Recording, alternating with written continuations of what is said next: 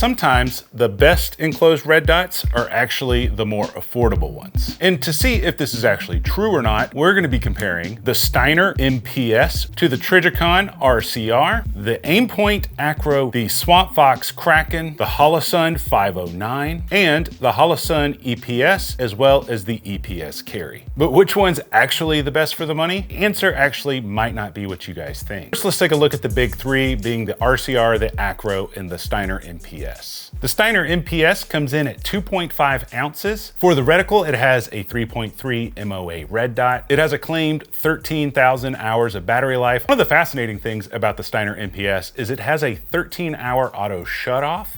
However, it doesn't have a shake awake. So every 13 hours, you have to manually turn the optic back on. You can, however, disable the 13-hour shutoff. However, if you choose to do that, the red dot brightness will actually dim over time as your battery drains, even if it's on its brightest setting. And it has 8 brightness levels. 6 of those brightness levels are for daylight use, and 2 of them are for night vision use. The battery access door is actually on the very top of the optic. Now, this uses the Aimpoint Acro footprint, which is a proprietary footprint that uses a clamping method instead of using screws that actually go into your optic. Now, this requires either a mounting adapter plate or you got to get a slide that's actually already cut for this. And the downside is this optic doesn't include any adapter plates for any of your popular modular optics pistols. You have to buy that separately. It has a lifetime warranty on the actual optics and the housing. However, it only has a 3-year warranty on the actual electronics on the inside. And these have a price of anywhere from $400 to $500. The Trijicon RCR is a little bit different. This one has a 3.25 MOA red dot. They claim it has 52,000 hours of continuous battery life on brightness setting 5 out of 10 using a CR2032 battery. This one does not include any type of auto brightness settings, and that's okay. I don't think that auto brightness settings are the biggest deal in the world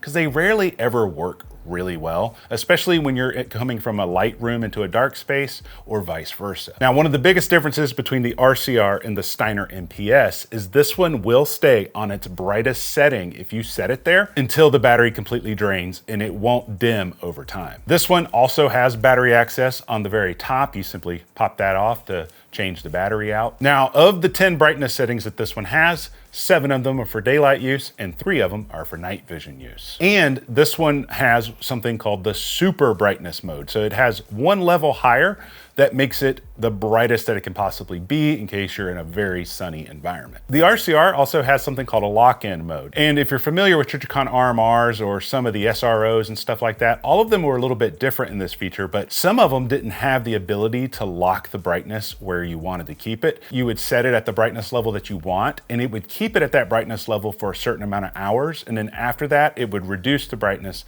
to save battery. Now, despite this one being a big mailbox-sized enclosed red dot, this one still uses the actual Trijicon RMR footprint, but with a twist. It actually uses these specialized screws that go into the side of it, which you can turn with like an Allen wrench and crank them down. That allows you to have an enclosed red dot that also fits their same footprint that they're so famous for. Now, these have a 3-year warranty on them for the original owner only. And the 3-year warranty starts at the date of purchase. Now, I will say, as someone who has dealt with Trijicon's warranty in the past, I have dealt with them beyond 3 years, and they have replaced optics for me. Can't guarantee it'll happen for everybody, but they did help me out one time a long time ago. These average anywhere from 640 to 750, which is absolutely insane considering that costs more than most handguns. Now, if we compare that to the Aimpoint Acro P2, one thing that this one has that the other two don't have is you have multiple options for your reticle size. This one can be had as either a 2.5 MOA or a 3.5 MOA red dot. Similar to the RCR, this one also has 50,000 hours of battery life, and that is continuous power on,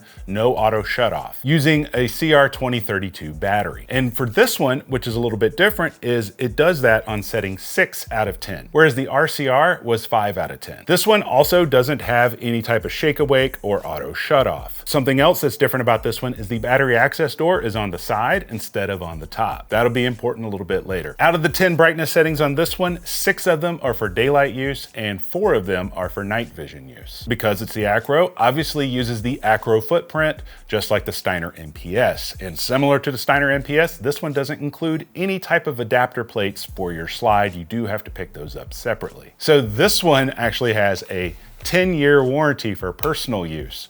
But if you use this in a duty sense, or if you're a competitive shooter, they only give it a 2-year warranty. Kind of weird, right? Now, price on this one is about $600, and it depends on where you find them and stuff like that. Speaking of which, I will have a parts list for everything that we're talking about in the video, as well as some secret codes and stuff. First link in the description. I'll also pin it in the comments. And for the guys watching on TV, here's a QR code for you. So now that we've talked about the big 3, let's compare them to the specs of the more affordable options. First up is the Swamp Fox Kraken. Now these come with a 3 MOA dot, but these can be had as red or a green dot. These have a claimed 20,000 hours of battery life when using the shake awake function using a CR2032 battery. There is no auto brightness on these. And this one also has 10 brightness settings. 8 of those are for daytime use and 2 of those are for night vision use. Now for the footprint on this, it's kind of awkward. It's its own proprietary footprint. But the good news is this one actually does include an adapter plate, and it's very similar to that of the Aimpoint Acro, where it uses side mounting torque on the optic to mount it to the slide versus screws going straight into the slide. Not only does this include one adapter plate, but it actually includes 2 different mounting plates. One for your RMR cut slides and one for the Glock MOS slides. And then they even have a 3rd plate that you have to purchase separately. But if you have an RMR cut slide that has the post holes that are raised similar to that on the Zev Technology slides, then they do have a separate plate for that you do have to pick up separately. This one has the battery access door on the side, and these come in at about a smooth 300 bones. Not only is this one much more affordable than any other red dot that we've spoken about today, this one actually has a lifetime warranty on every single thing except for the electronics and illumination. However, on the electronics and the illumination, it has a 10-year warranty, which for half the price of everything else that we've talked about, that's pretty dang good. Now the Holosun 509, I have the 509HE, which is the one with the ACSS reticle. Most of the features on here are very similar to that of the 509T, with a few exceptions, which I'll make a note of. For both the 509T and the 509 ACSS reticle, you can get them as either a green dot or a red dot. For the 509T, it comes with the multi-reticle system that has the 2 MOA dot with the 32 MOA circle, and you can cycle between which reticle you want to use, whether it's a dot, circle, or a combination of the 2.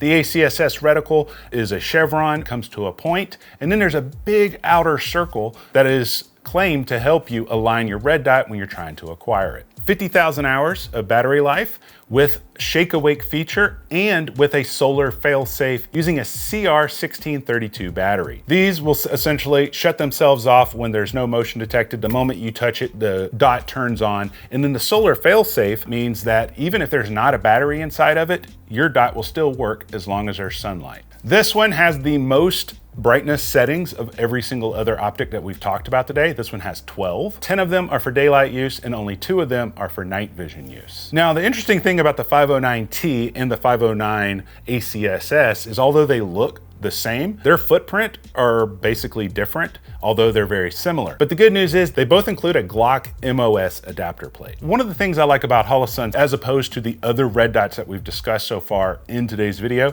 is their battery access. They don't have a big door on the top, nor do they have a big door on the side. They have this little bitty drawer right here that you simply unscrew and pull the battery out. And that will make a lot more sense when we get into the section of what these look like as you're looking through them. And that's going to bring us to the Holosun EPS and the Holosun EPS Carry. In regards to specs and features, these are virtually identical. The biggest difference between these two is going to be the size and the footprint. Both of these can be had in a red or a green dot configuration.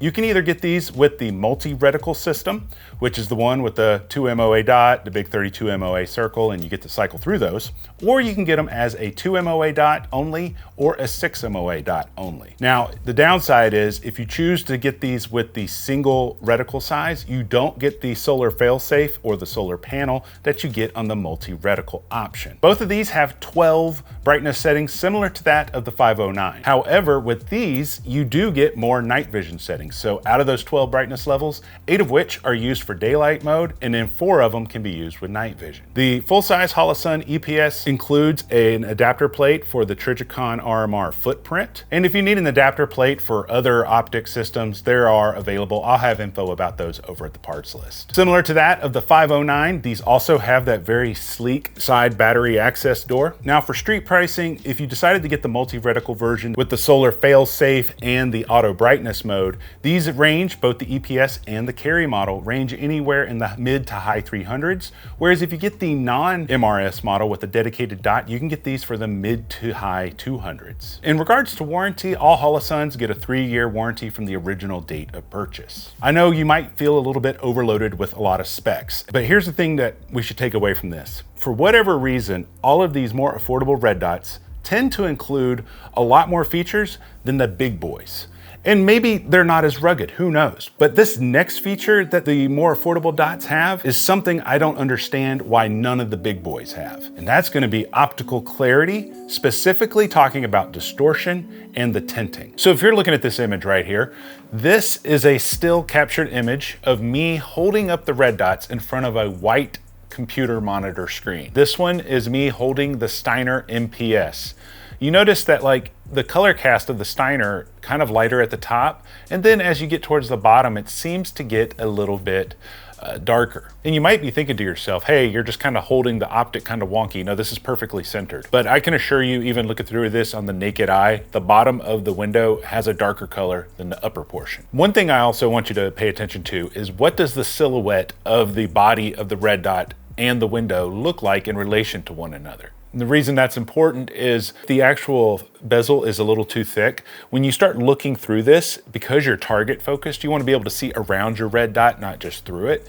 And having really thick bezels can hinder your situational awareness around the optic. Now this one on the screen is the Aimpoint Acro P2. And this one seems to be the opposite of the MPS, where this one is darker colored on the top. You can also tell by looking at this that the left side bezel is a little bit thicker than the right, because the left side is where the battery door is. Now this one has the deepest color cast of the big three right now. This one is the Trijicon RCR. Because of Trigicon's design of how they like to make the top corners of it pointed, and that's a structural integrity thing, it does have a little bit thicker on the top, but the sides are probably the thinnest that we've seen so far in regards to the way the bezel looks. Now this is the Swamp Fox Kraken, and as you can see right away, this one has the least color cast so far. However, you'll also notice how thick the bezel is on the right side where the battery door is, and that could actually occlude your vision a little bit as you're looking through the dot. Now this one is the EPS full size, and I will say I did forget to actually record the 509, but the 509 looks identical to this almost in regards to the color casting and the silhouette. But the thing I want you to really pay attention to this one is how thin the bezels appear when you're target focused. Look how thin, they almost completely disappear. Even the top bezel almost disappears, which I think is a really good thing. Next up, this one is the EPS carry. And as you can see, this one has probably the deepest color cast of all the red dots that we've looked at so far. But similar to the full-size EPS, the bezels almost completely disappear. Now, something that should be noted, this color cast is very pronounced when you're holding it up to a white screen. When you're actually looking through this with the naked eye in your normal environment, you don't notice the color cast nearly as much as you do as I just showed you. However, this next thing is something that really bothers me when I'm using red dots, and it's called visual distortion. Here, you're looking at me holding up a red dot in front of a checkerboard on my computer screen. And I am showing you a red dot that isn't in today's test. I think it's an old Holosun 407K, that this red dot has one of the worst distortions that I've ever seen. And if you notice, when I move it around, the little checkerboard moves even more inside the optic. And that's what I mean when I'm talking about visual distortion. So now that we know what that looks like, let's move to what visual distortion looks like with the optics we're talking about today. So right now, what we're looking at is the Steiner MPS. And if you remember how the distortion looked before, you can notice that the distortion on the MPS is much less than it was on that Holosun 407K that I just showed you. Although there is some visual distortion, this is actually not bad, especially when we get to some of the other ones that we're going to be looking at. This is the Trijicon RCR. Now, aside from the tint, I mean, just look at how the little squares are dancing around inside the optics window. It's not that great, especially compared to the Steiner. So here we have the Aimpoint Acro P2. It dances around more than the Steiner, but not as much as the Trijicon RCR. This one is the Swamp Fox Kraken. And you'll notice that so far, lower visual distortion than the Trijicon and maybe even the Aimpoint, but it has more distortion than the MPS. Now this one's the 509 ACSS reticle. Something I want to note about this, the only reason you can see the big circle outside the chevron is because of how I have the focus set on this camera. When you're looking through this with the naked eye, the only thing you can see is the center chevron unless your optic is misaligned. So now let's compare all of those to the Holosun EPS. Not only do you hardly see any squares dancing around, there's like slight ripples, but you can't even hardly see the outline of the body of the red dot. It basically disappears. Now we're going to go to the EPS carry, and you'll notice that these two have the least visual distortion of any other red dot that we've even looked at in today's video. So what about holster fitment? Despite the size of these red dots, I haven't had any issues with any of these red dots fitting in any of my holsters that were already molded around having a red dot sight. For reference, I typically carry tier 1 concealed holsters and none of them have had any issues with those. So I can't speak to all holster manufacturers, but I can speak to those. So now let's talk about durability. Over the course of this past year or so of testing these red dots, I've put hundreds of rounds through each one of them at the range. None of them have had any issues of flickering or the dots turning off or anything like that. The biggest difference that I've noticed really between them is the way the dot looks as you're looking through it. I've noticed with the Swamp Fox and the Acro P2, it feels like you're looking down a tunnel.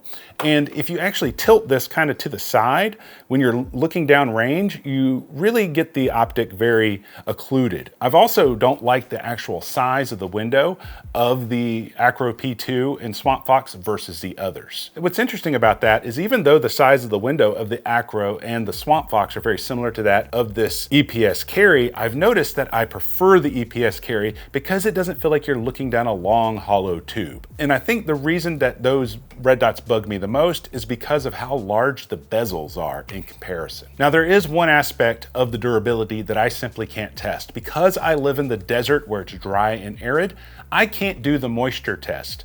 I have seen complaints from people on YouTube regarding the Aimpoint Acro as well as the Steiner MPS getting fog inside of them. These are people that live in the deep south like in Florida and Louisiana. In their videos, they said that they were shipping some guns to a training class that they were going to and all of their high-end optics fogged up on the inside, whereas none of their Holosuns fogged up on the inside. I thought that was interesting. I'm not saying that that is actually the case because I haven't experienced it, but it is something I think you should be aware of, and I think you should do more deep research on in the forums like on Reddit and Facebook groups. So now's the question of, okay, we just looked at a ton of red dots, looked at every single aspect about them. So for the standard concealed carrier, I'm not talking about duty use, I'm just talking about personal use. Which of these optics would I personally spend my own money on knowing what I know now? And I'm gonna pick two of them. Number one, the Steiner MPS. I actually love everything about the Steiner MPS except for the battery life, and there's no features for shake awake or anything like that. And it has the lowest battery life of 13,000 hours of any other optic that we have on this list today. It's a fantastic optic. It works great at the range, but the battery life is a deal breaker for me. I don't want to think about turning it on every day when I get up. And number two, even if I disable that feature, I don't want my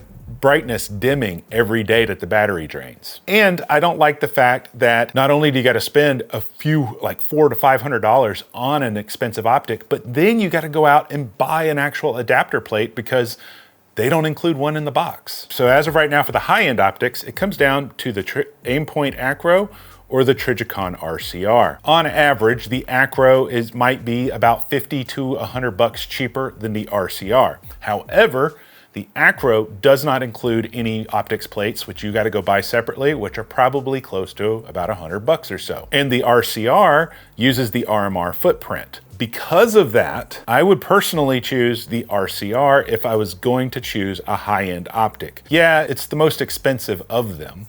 Yes, it has a little bit more of the visual distortion, but I like how big the window is. I like that it has the most brightness settings, and it has the highest battery life of everything else of the high-end optics. I will have some info over at the parts list where I found these for a heck of a lot cheaper than the street price, so make sure you check that out. But for the high-end optics, I hate to say it, but I would get the most expensive one. When it comes to the lower end optics, you know, we got the Kraken, we got the 509, and then we got the EPS and EPS carry. The Kraken obviously has the best warranty out of everything on today's list. And so I really think that that should be noted. However, I don't like how big the body of the bezel is on the side of the battery door. The 509 is great.